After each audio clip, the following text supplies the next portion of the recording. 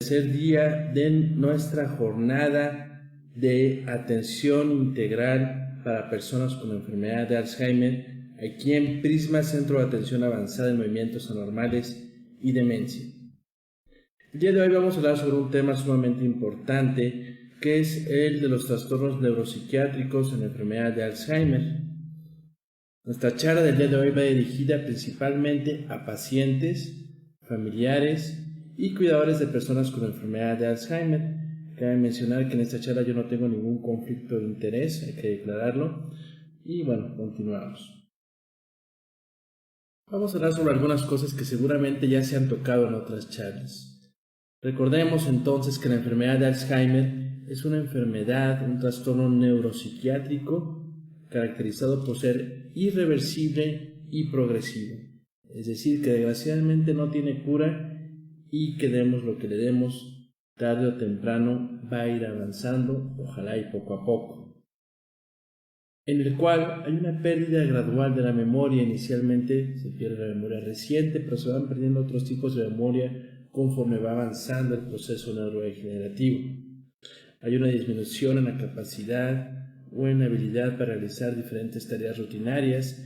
Primero, desde tareas sumamente complejas, por ejemplo, una persona que ya está laborando, que tiene niveles académicos importantes, va fallando sus funciones, a actividades instrumentadas de la vida cotidiana, por ejemplo, el comprar cosas, el transportarse de un lugar a otro. También ya en estadios avanzados, actividades básicas de la vida cotidiana, como el autocuidado, el poder ir al baño de una forma adecuada, el control de esfínteres. La enfermedad de Alzheimer también se caracteriza por otras alteraciones en las funciones mentales, una pérdida de juicio y desorientación con cambios en la personalidad y dificultad en el lenguaje. Cabe mencionar que es la demencia entonces más común que hay, la neurodegenerativa más común, con una prevalencia en mayores de 65 años aproximada del 8%. En mayores de 85 años esta prevalencia aumenta a 1 de cada 4 personas. En el mundo se diagnostica un nuevo caso de Alzheimer aproximadamente cada 3 segundos. ¿Esto qué quiere decir? Que es una enfermedad prácticamente epidémica a nivel global y México no se queda atrás. En México estamos enfrentando ya desde hace varias décadas un proceso denominado transición demográfica, el cual se caracteriza por tasas bajas de natalidad y por un incremento en la esperanza de vida. Para el 2050 aproximadamente 1 de cada 4 personas en México seremos mayores de 60 años. ¿Y esto qué significa? Que va a haber un incremento en la presencia de enfermedades relacionadas al envejecimiento. Enfermedades crónico-degenerativas como las cardiovasculares, enfermedades degenerativas como osteoporosis, pero también enfermedades neurodegenerativas como son el grupo de las demencias e importantemente la enfermedad de Alzheimer. Esta enfermedad, debido a la pérdida de funcionamiento que ya mencionamos, causa un impacto sumamente importante en la sociedad, una carga global de enfermedad con tasas altas de discapacidad. La persona no puede valerse por sí misma ya en estadios tempranos. Una de las características diagnósticas de la enfermedad de Alzheimer es que causa disfunción, pero no solo en la persona, sino en la sociedad. Alguien tiene que ayudarle a esta persona que tiene disfunción en diferentes áreas de su vida, y esta persona se denomina cuidador. Generalmente el cuidador es un familiar de la persona aquí en México no profesionalizado, es decir, que no tiene el conocimiento suficiente de forma inicial para poder contender con los diferentes síntomas tanto cognitivos como neuropsiquiátricos que conlleva la enfermedad. También esto provoca un desgaste físico, mental y económico en el cuidado primario. Las familias pues es el núcleo más importante de la sociedad en México, pero tenemos que llevar un proceso de seguimiento y capacitación del cuidador para evitar algo denominado colapso de cuidador. El cuadro clínico de la enfermedad de Alzheimer se caracteriza por 2 grupos de síntomas importantes: los síntomas cognitivos y los síntomas neuropsiquiátricos. Ya se ha tocado el tema de los síntomas cognitivos, de las fallas cognitivas, en alguna otra charla. Los síntomas cognitivos pues son alteraciones en la memoria, en en el lenguaje, en la orientación, en habilidades motoras, la ejecución de actividades, alteraciones en la capacidad de juicio y concentración y en la atención. Los síntomas neuropsiquiátricos, que son el tema que nos lleva el día de hoy, son varios. Por ejemplo, la presencia de delirios, alucinaciones, apatía, depresión, ansiedad, conducta agitada o agresiva que se come florido, desinhibición sexual, alteraciones en el sueño y en el apetito. Los síntomas neuropsiquiátricos entonces conllevan alteraciones en la conducta que pueden estar relacionadas al proceso neurodegenerativo, pero también están relacionadas a la habilidad de modificar algunos estresores ambientales y al medio psicosocial. Generan un impacto en la calidad de vida tanto del paciente como del cuidador. En muchas ocasiones ya se ha iniciado el proceso de deterioro cognitivo desde hace varios años, pero debido a la normalización que hay en la sociedad de que la demencia es inherente al envejecimiento, que los olvidos son normales, no se lleva al paciente a una atención adecuada, sino hasta que brotan de alguna manera los trastornos neuropsiquiátricos de la persona con enfermedad de Alzheimer. Brota, por ejemplo, la agitación, la depresión, la ansiedad, y es ahí cuando se decide llevar inmediatamente al paciente al especialista en salud mental o al especialista en neurología para poder brindar ayuda de una forma rápida. Estos síntomas neuropsiquiátricos pueden presentarse de forma simultánea, pero algunos predominan más en las fases tempranas y otros en las fases tardías de la enfermedad.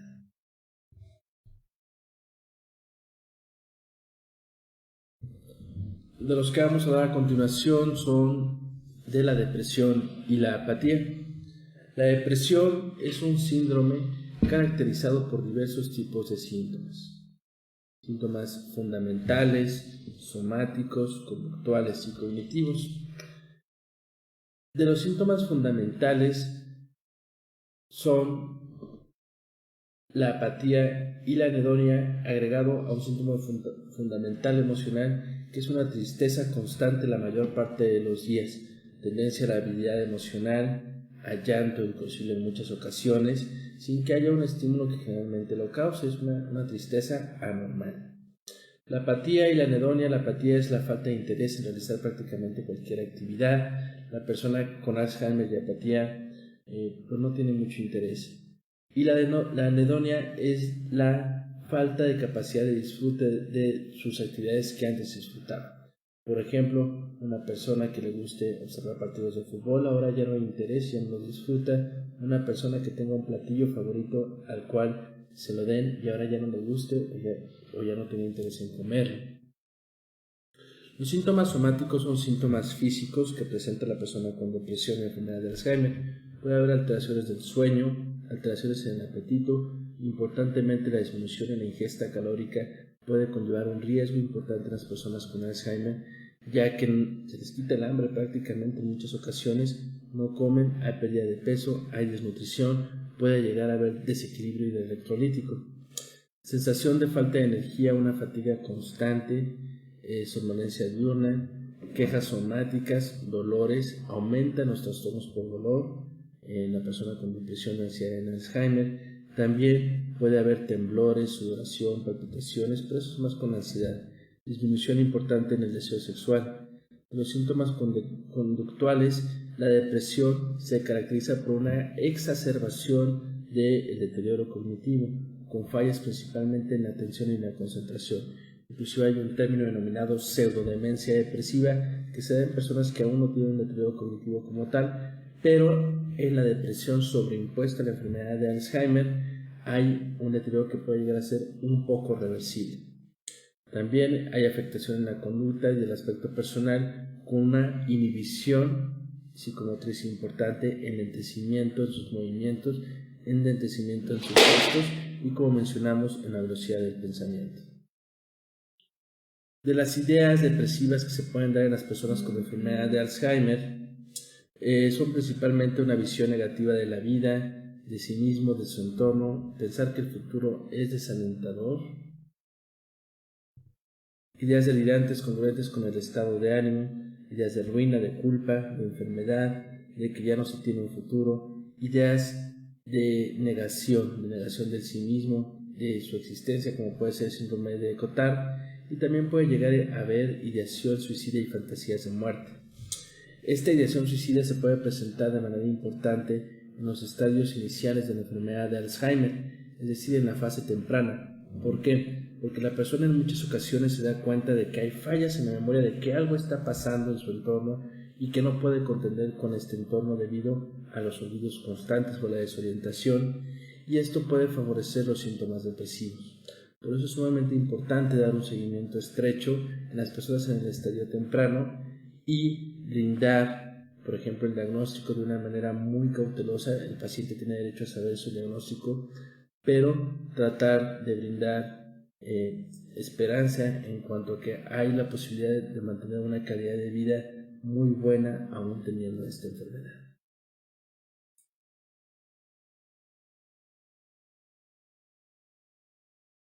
Ahora bien, vamos a hablar sobre la apatía. La apatía se caracteriza entonces, como he mencionado, por una falta de interés en realizar actividades en general y una falta de interés en la interacción social y en la intimidad con las personas. Hay varios tipos de apatía, como puede ser la apatía cognitiva, la apatía emocional y la apatía motora, en las cuales se relacionan al estímulo del cual ya no puede favorecer el interés de la persona. Por ejemplo, una idea interesante, una actividad que se genere o inclusive algo que genere una emoción, que antes, por ejemplo, relacionarse con una persona, tener una plática estrecha con un amigo, ya no va a generar interés en la persona con apatía emocional. ¿Qué intervenciones pueden realizar tanto cuidadores como familiares en personas con depresión y apatía? Primero, la clave es el mantener un estímulo constante a la persona con apatía, con falta de interés.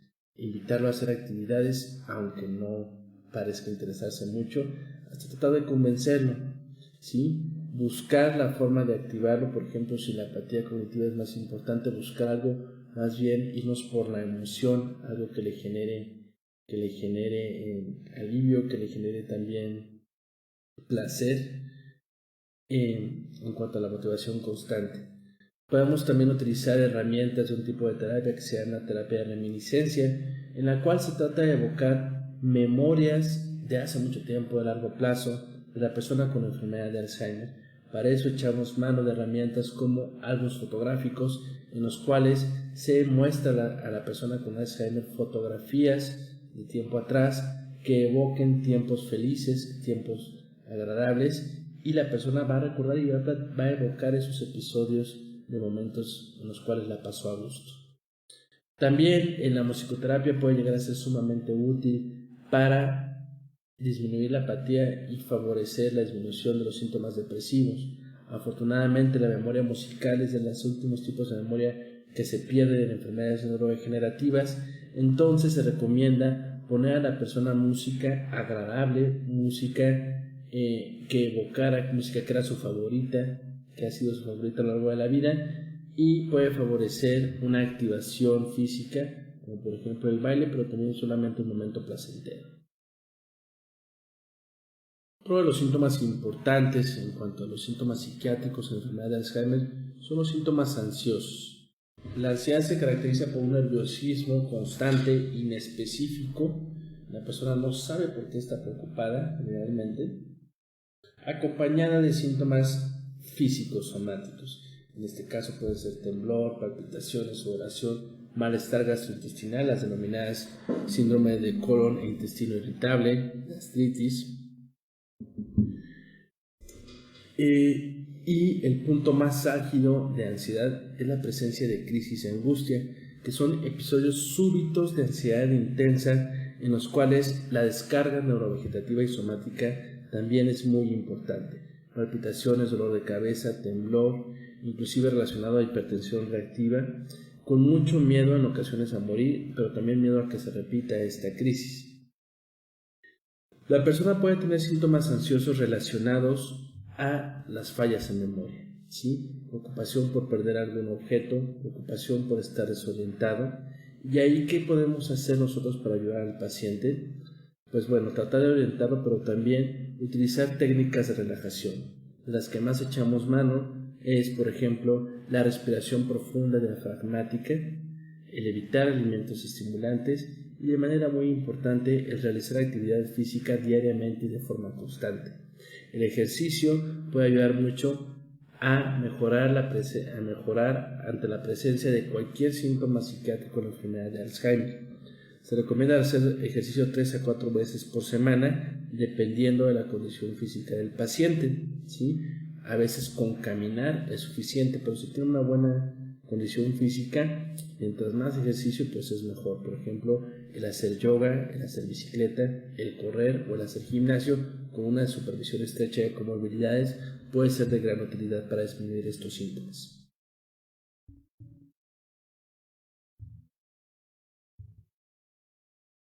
Ahora bien, de los síntomas neuropsiquiátricos más floridos que hay en la enfermedad de Alzheimer es la presencia de síntomas psicóticos. Llámese delirios, llámese alucinaciones. Un delirio es una idea falsa, una idea fuera del marco de la realidad en la cual la persona cree cosas que no son ciertas. Muchas veces los delirios van relacionados a las fallas cognitivas, por ejemplo las fallas en memoria. Puede haber delirios de robo, la persona cree que le han robado sus objetos cuando en realidad los perdió.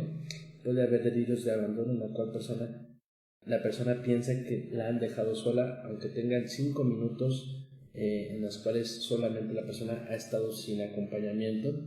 Delirios de infidelidad, delirios celotípicos, el pensar que hay una cuestión de impostores, por ejemplo, que esta casa no es su hogar, aunque haya vivido muchos años en ella, pero que ahora por cuestiones de memoria no identifica que es su hogar, o también no identificar a sus familiares y pensar que son impostores. Si uno más es el impostor, relacionamos también a las agnosias que llegan a ver ya en estadios más avanzados de la enfermedad. Estos delirios, la persona al creer realmente estos delirios, puede llegar a defenderse, a presentar una conducta defensiva y a ponerse algo paranoide. Entonces tenemos que cuidarnos de la agresión física y de los episodios de agitación. No los confrontemos, no tratemos de que piensen que esto es irreal. Lo que hay que hacer es dar una contención adecuada, tratar de navegar por el delirio y tratar de tranquilizarlo. La distracción es una herramienta sumamente útil para afrontar los episodios de agresión, como vamos a ver.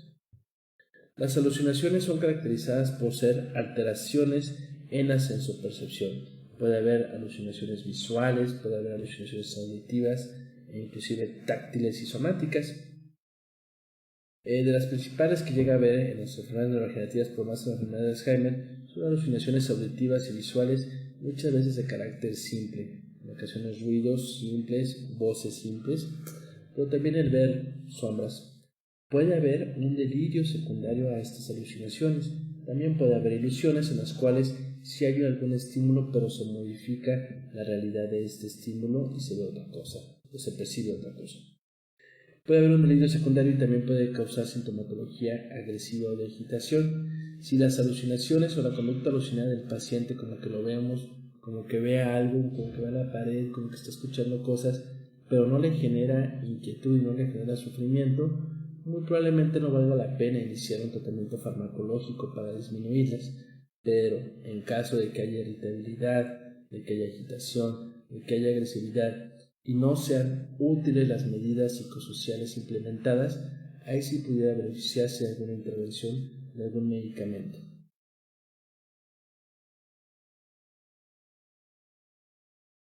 De los cuadros en los cuales puede haber peligro para tanto el paciente como sus familiares, son los episodios de agitación y agresividad. La agitación es un estado de hiperactividad motora incomprensible para el observador con ausencia de una intencionalidad aparente. Es decir, el paciente puede agitarse, moverse constantemente de un lado a otro, mover sus brazos de alguna manera, pero no hay una intención, en este caso una intención de hacer daño. En la agresividad sí hay una intención de hacer daño hacia otro individuo. Puede haber agresividad con agitación, puede haber una conducta agresiva no física, como estar inquieto, esconder, agarrar cosas, vestirse. Puede haber conductas agresivas físicas como patear, rasguñar, agarrar cosas y personas, golpear, conducta verbal no agresiva, como negativismo de las cosas, pero también conducta verbal agresiva como gritar, hacer ruidos o ser sumamente explosivo. Tenemos que identificar qué hacer ante la presencia de este tipo de conductas, ya que una conducta agresiva pues puede conllevar riesgo, ¿sí? ¿Qué significa la presencia de conducta agresiva de parte de un paciente o una persona con enfermedad de Alzheimer? Puede ser una defensa del paciente contra los sentimientos negativos acerca de sí mismo. Es importante brindarle al paciente una respuesta cálida y de cortesía que indiquen que lo aceptamos como es. En ocasiones hay agresividad o agitación al frustrarse el paciente al no poder realizar alguna tarea que requiere cierta complejidad. ¿Cómo disminuir esta agresividad o esta agitación? Tratando de simplificar las tareas que realicen el día a día. Por ejemplo, si quiere cocinar, pues que cocine algo más simple. Si quiere ayudar en algo en la casa, que ayude con cosas simples. También en muchas ocasiones la agitación puede relacionarse a dolor, más en los estadios avanzados de la enfermedad, en el cual el paciente ya no puede comunicar a través de su lenguaje que siente dolor en alguna área específica de su cuerpo. Entonces se puede agitar. Hay que tratar de identificar, explorar adecuadamente las zonas que causan dolor y tratar. Si un paciente se torna agresivo, ¿qué podemos hacer? Primero, pues pedir ayuda. Tenemos que proteger al paciente, pero también que se proteja a usted mismo. Si es necesario, hay que aislar al paciente por ejemplo, en una habitación, ¿sí? Si está en riesgo de hacerse daño o dañar a otros. Retirar objetos que puedan ser utilizados como arma. Tener a la mano teléfonos de emergencia y si se tiene una mascota puede ser de mucha utilidad ya que pueden tener algún efecto tranquilizador. Otro de los síntomas pues vergonzosos inclusive para familiares y cuidadores es la presencia de conducta sexual errática o aberrante o no congruente, como consideraría algún espectador, la desinhibición sexual, incremento en la conducta masturbatoria de manera constante o el querer tener relaciones sexuales con su pareja de forma frecuente. En muchas ocasiones uno de los dos, cuando son parejas, tiene enfermedad de Alzheimer y incrementa el deseo sexual. Aquí es importante señalar que no debería haber problemas siempre y cuando la persona, la pareja, la persona con Alzheimer acepte y consensúe estas relaciones. ¿Qué hacer en caso de no hacerlo y continúa la desinhibición sexual o el apetito sexual incrementado? Podemos favorecer, si tiene conducta masturbatoria, que lo haga en un ambiente seguro, en un ambiente tranquilo y de manera aislada sin que le genere incomodidad a los familiares y a las otras personas. En caso de no poder controlar esta conducta sexual tampoco de una forma pública, pues ya habría que ver qué otras intervenciones se pueden realizar, como la utilización de distintos fármacos que inhiban el apetito sexual. Los trastornos más frecuentes en las personas adultas mayores con enfermedad de Alzheimer es la presencia de alteraciones del sueño. Cabe mencionar que los adultos mayores, el sueño en sí ya disminuye en sus horas en esta etapa de la vida. De dormir generalmente 8 horas, ya la persona en estas etapas de su edad puede dormir aproximadamente 6 horas sin ningún problema. En ocasiones el sueño es fragmentado, puede haber insomnio, tardando en quedarse dormido, pero también puede haber algo denominado dromomanía y falta de necesidad de sueño. Otras alteraciones como trastornos del sueño REM, como puede ser el sonambulismo, terrores nocturnos y otros trastornos como pesadillas. ¿Qué medidas podemos utilizar para mejorar la calidad del sueño de la persona con enfermedad de Alzheimer? Pues medidas francas de higiene del sueño. La recomendación es mantener una rutina fija a lo largo del día de nuestro paciente, pero también mantener un horario fijo para acostarse y levantarse. Tratar de que sea siempre a la misma hora. Permanecer en la cama el tiempo suficiente, adoptando las necesidades reales del sueño. Reducir el tiempo de permanencia en la cama mejora el sueño, es decir, cuando la persona se despierte, que no se quede echado en la cama muchas horas o muchos minutos, sino que se active. También si está en las fases iniciales de la enfermedad y utiliza su teléfono, que no lo esté utilizando en las horas en las que debiera de dormir. y tampoco estar viendo el reloj. Evitar siestas. Si hay, por ejemplo, somnolencia posterior a comer, que la siesta no dure más de 30 minutos y no sea más de 1 hora al día. Evitar bebidas estimulantes como las que tienen cafeína, pero también evitar bebidas alcohólicas. Realizar ejercicio regularmente durante al menos 1 hora al día, pero que sea al menos 3 horas antes de dormir. Es importante mantener el dormitorio a una temperatura agradable y con niveles mínimos de luz y ruido. Mientras menos estímulos lumínicos y sonoros haya, mejor probabilidad va a haber de que se tenga una adecuada calidad de sueño. Evitar acostarse hasta que hayan pasado 2 horas después de la cena, no ver televisión, leer o escuchar la radio en la cama y evitar utilizar la computadora 2 horas previas al sueño. Pues en general, estas han sido, de una manera muy global, los principales trastornos neuropsiquiátricos que se presentan en personas con enfermedad de Alzheimer. Cabe recordar que es importante identificarlos de la forma más oportuna posible, ya que se relacionan a un deterioro en la calidad de vida de pacientes, familiares y conllevan una gran carga de enfermedad. Estamos para servirles aquí en Prisma, Centro de Atención Avanzada en Movimientos Anormales y Demencia. Pueden expresar sus dudas a través de redes sociales y continuaremos los siguientes días con charlas y mesas redondas con respecto al manejo integral de la enfermedad de Alzheimer. Yo soy su servidor, el Dr. José Luis Olivares Neumann, psicogeriatra, y quedo al pendiente de cualquier situación. Muchas gracias.